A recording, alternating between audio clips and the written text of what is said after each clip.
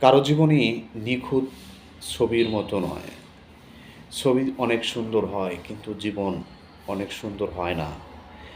তাই জীবনের অভিযোগের খাতাগুলো বন্ধ করে দেখুন এবং নিজের জীবনের প্রাপ্তি এবং শ্রেষ্ঠ সময়গুলোকে গণনা করে দেখুন। আপনি জীবনের অনেক সুখী একজন সমৃদ্ধ একজন মানুষ। রাস্তার হাত নেই, পা নেই বা অন্ধ একটা মানুষের দিকে তাকিয়ে দেখুন বা বাকরুদ্ধ একজন মানুষের বা শ্রবণ শক্তিহীন একজন মানুষের দিকে তাকিয়ে দেখুন।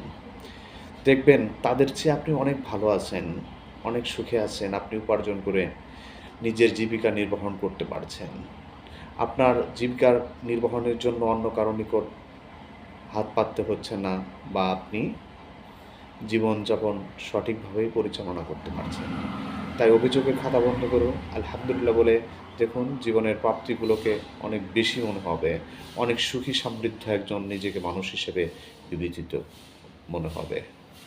আলহামদুলিল্লাহ অনেক ভালো আছি কথাটা প্রশান্তির সহিত বলে দেখুন। আল্লাহ তাআলা আপনার দুঃখগুলোকেও সুখে পরিণত করে দেবেন।